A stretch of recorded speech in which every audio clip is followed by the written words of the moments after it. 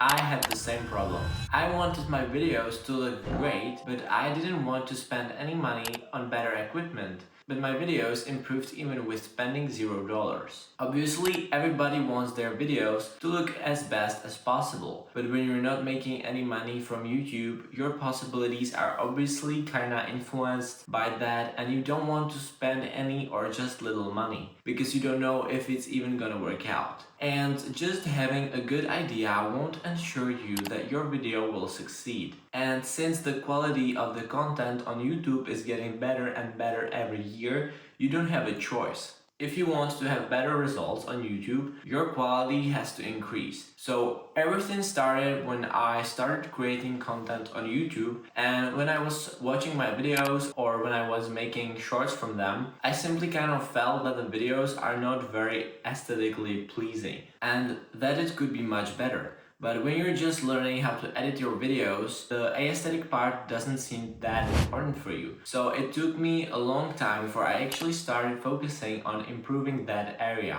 The first thing that had a great impact on the quality of my videos was switching from editing on phone to editing on laptop. In the beginning of my YouTube journey, I was editing on my iPhone 11 and in the app called InShot. That phone had the best years already behind, and let's just say that editing on that phone was challenging. And after a few months, I had problem even with downloading the final video to my phone. InShot is a great app for editing, and if you're just looking for some app for editing, I can recommend this one with my heart. And no, this is no collaboration. This is no paid ad. The watermark on your videos can also be removed just by watching an ad, and let's just say that you probably won't find any better app for free on your phone, because in the past no app could beat CapCut. Even I use CapCut a lot, but I guess I don't have to explain how downhill it went with that app and that you can't do almost anything in that app for free. But that's another story. But when I got better in InShot, I realized the limits of that app, and that if I want my videos to look much better, InShot won't be enough. Because obviously, yes, there are like many effects you can only place on your timeline and all that, but even that's kind of limited, and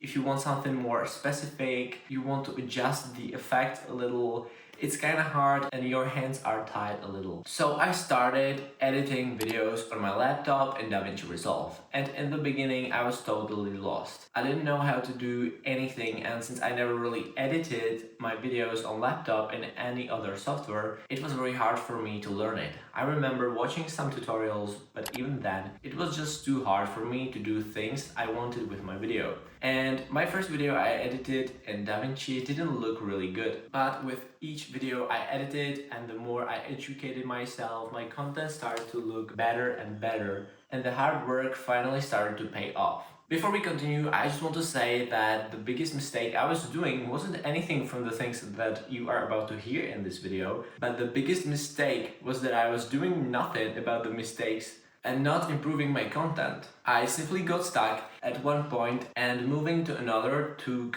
much longer than it should. So if you see this video, see this also as a sign to really put that extra work into your content, and maybe, who knows, you could start making money next week or month. We never know when the hard work is going to pay off, or even if it ever will. But if you don't put in the work first, you will never find out. Because the fact about DaVinci Resolve is that it's so hard, because all that complex system, you can create real art.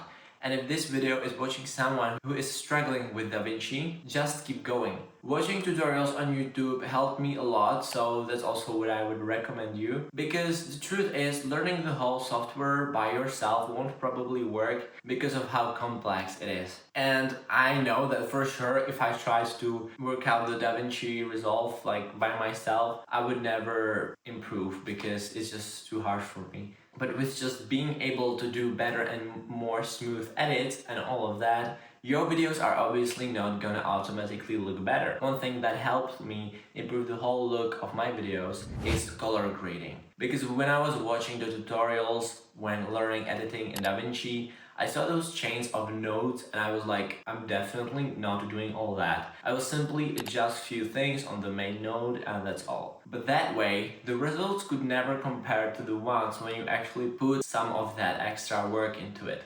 But months later, when I was in the mood where I wanted to improve my whole editing, I focused on color grading too, and finally tried to follow the tutorials on social media. And the moment I finished, I realized that all those months, so many videos could have much better color grading and could look so much better. And the best thing about it is that you don't have to do the setting in every project again and again. I simply copy it from the last one to my new one because my scenery and the colors in my videos are not changing much, because obviously this background is like the only background that you can see on my videos. That was about the editing software. But another important part of your video that decides if people are going to watch your video or not is the sound. So at the beginning, the sound quality wasn't good. I think I was using the basic microphone that costs like $7. I will give you here a photo and you can see them everywhere. And the truth is that the quality is almost the same as if you were using no microphone. And sometimes I did use no microphone. And one of my most viewed videos on my channel was recorded with no microphone, but the quality is just bad and people obviously even wrote it in the comments. So the video could obviously have more views, but people simply didn't like the sound quality. Let's just say that no one is going to watch a video with bad sound quality. The truth is, when there is so many high quality videos, why would someone watch a video that has bad sound quality if they can watch something much better? But that has a simple solution. Almost everybody owns AirPods these days, and as you can see, I'm using it as a microphone. There is definitely some space for improvement, but I would say that if you already have AirPods and don't want to spend any money on your content creating journey, it's a good solution. And I'm definitely planning on buying a microphone once my videos are going to start getting more views, and I will be more certain that the money will come back. What I also do to improve the quality of my sound is that in DaVinci Resolve I use the effect and you can hear the difference. Obviously, if you buy DaVinci Resolve Premium, you can do more improvements with sound, but you can also do some things if you have the free version. So again, you can search some tutorials on YouTube. Another thing that is connected with the aesthetics of the video is to have a clear picture. How do you achieve it? It's actually pretty easy. Every time I am about to go recording, I wipe my back cameras carefully so there is no oil or anything that could ruin the picture. And another thing that is important when you record videos is having a good light. Since I'm recording most of my videos in the morning, I don't have to worry about good lighting. The good lighting simply comes like naturally, but if you don't have a good natural source of lighting, you can use some lamp you have at home. And just a little recommendation, I would recommend using a white light only, since yellow doesn't look that good and makes you look yellow. Next thing that cost me absolutely nothing, and you can change it when you will be recording your next video, is how close you are to your background and how close you are to the camera. Because after looking at my old videos, I felt like something was off, and then once I tried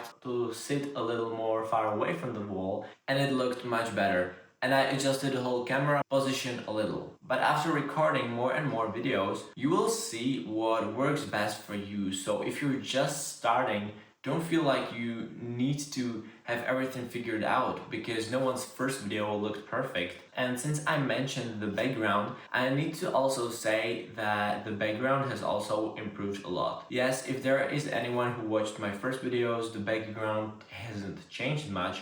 I still use the same plants and the same light, but it just looks much better now, because it's not about the big changes, but it's the little changes that count. And the last thing I want to mention here is the title and the thumbnail, because some people spend many hours creating a video and then they are done with their thumbnail in a few minutes. The time you spend on your thumbnail doesn't equal the results, but still spending a little more time on your thumbnail and title is only for the best. Guys, that was all for this video, and see you in the next one.